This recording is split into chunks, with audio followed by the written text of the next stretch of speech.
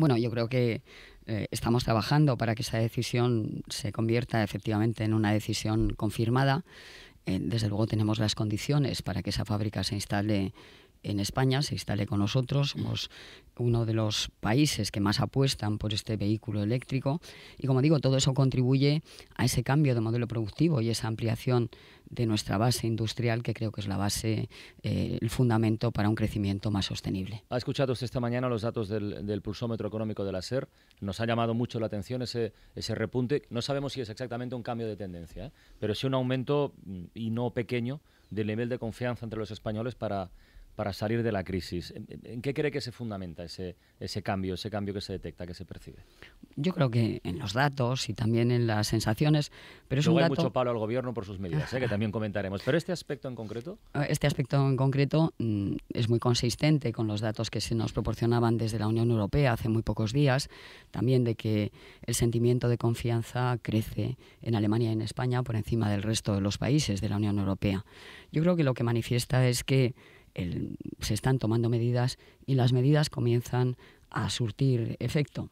Y hay que decir que se están tomando medidas que han supuesto sacrificios, que los están suponiendo todavía. Este verano yo he tenido oportunidad de hablar con muchas personas, se me han acercado muchas personas diciéndome las dificultades que tienen, cómo están viviendo este momento, y creo que desde el Gobierno somos conscientes de los sacrificios que todos estamos haciendo, pero son para crecer mejor y para crecer pronto. Así es que la confianza yo creo que se manifiesta por esa razón. Y sin embargo, en ese mismo pulsómetro, más del 70% de encuestados critican sin ambages directamente las medidas, así en conjunto del gobierno, que parece un poco contradictorio una cosa con otra, ¿no? Bueno, yo creo que se critican las medidas porque los ciudadanos las sufren, pero se tiene confianza en sus efectos. A mí no me parece tan sorprendente. De alguna manera, también sucesivamente en las encuestas, incluso cuando la situación económica se percibía como mala, peor, cuando se le preguntaba a los ciudadanos por su situación económica particular, los datos eran muy distintos. Así es que hay una cierta disociación en lo que puede ser la crítica a las medidas del gobierno y la sensación también de que estas medidas están siendo efectivas para superar la crisis económica. Hablemos pues de algunas de estas medidas. ¿Hasta dónde va a llegar, si puede precisarlo, la reforma laboral que entra que vuelve el próximo martes al Congreso? ¿Hasta dónde va a llegar? ¿En qué va a concretarse exactamente?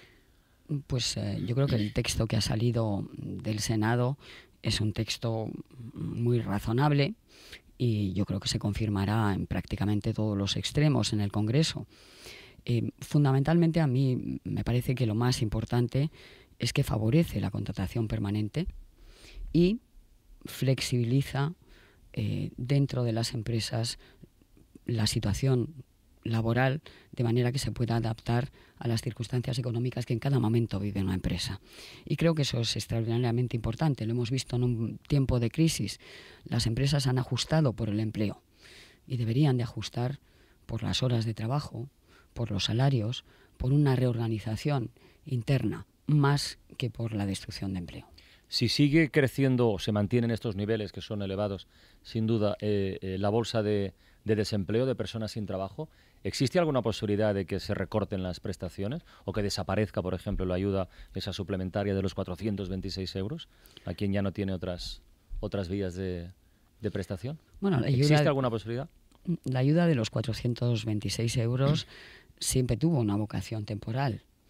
De hecho, ha habido prórrogas sucesivas por 6 meses y ahora en este momento se ha aprobado ya un decreto ley que de alguna manera introduce ya alguna pequeña modificación porque entendemos que estas medidas tampoco pueden mantenerse indefinidamente. Sí, lo de las cargas familiares y eso, sí. Pero en cuanto a las prestaciones contributivas, son un derecho de los trabajadores y es verdad que en este momento está teniendo que haber aportaciones desde el presupuesto porque las cotizaciones no son suficientes para financiar todas esas prestaciones. Pero desde luego no contemplamos ninguna reducción en las prestaciones contributivas. Oiga, si usted estuviera en un sindicato, habría convocado una huelga general seguramente, ¿no? No lo sé, no estoy en un sindicato. Quiero decir, ¿lo entiende? Lo respeto, que es otra consideración un poco distinta. Lo respeto. es un derecho, es una respuesta que dan los sindicatos, es una respuesta de un día, es una respuesta después de un periodo de diálogo y espero que antes de otro periodo posterior de diálogo. Así es que no cabe más que respeto y eso es lo que quiero manifestar. ¿Cuándo ha hablado usted por última vez con alguno de los dirigentes sindicales, con Cándido Méndez, por ejemplo? Pues yo creo que inmediatamente antes del verano. Antes del verano, no han hablado más. ¿Y qué tal le vio? ¿Qué tal le notó? Bueno, le noté preocupado por la situación económica, en fin, disconforme, como es sabido, con alguna de las medidas que estaba adoptando el gobierno y siempre dispuestos a dialogar. Y eso me parece que es una buena cosa. La reforma laboral está prácticamente a punto de cerrarse en sus trámites. La reforma del sistema de pensiones está mucho más verde. Han salido algunas cosas, algunos datos que luego se confirmarán o no. Pero, en fin, el planteamiento en general es que deberemos acostumbrarnos y pensar de cara al futuro en trabajar más años, en cotizar más y en cobrar un pelín menos que ahora, ¿no? Ese es el dibujo general, ¿o no?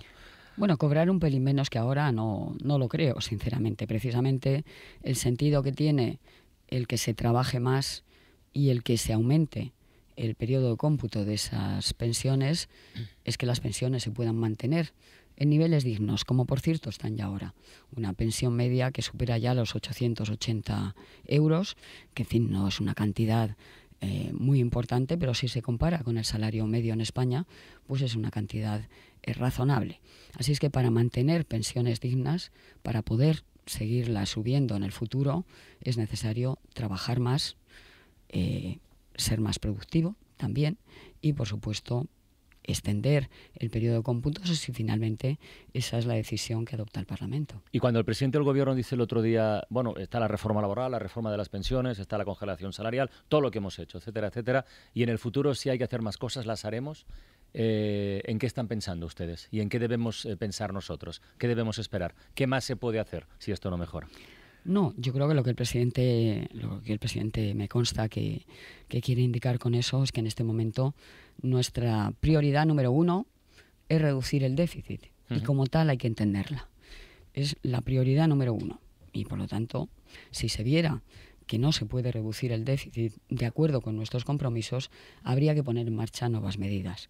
Pero ese no es el caso. Hemos conocido hace muy pocos días que el déficit se ha reducido hasta la mitad y es previsible, por tanto, muy previsible, que se cumpla sin ninguna medida adicional el compromiso que tenemos con Europa y con nosotros mismos. ¿Esperaban el incremento de recaudación por el IVA que ha habido o ha superado incluso las expectativas un poquito? Ha superado un poquito las expectativas, pero sí que lo esperábamos. Yo recuerdo que cuando presenté los presupuestos en el Parlamento, tanto el señor Rajoy como el señor Montoro dijeron que la previsión que hacíamos de ingresos era completamente exagerada y que de ninguna manera se iba a cumplir. Bueno, pues una vez más se han equivocado en ese pronóstico. ¿Y habrá presupuestos para 2011 aprobados? ¿Seguro? ¿Sí o sí? Es muy importante que los haya. No, eso es seguro.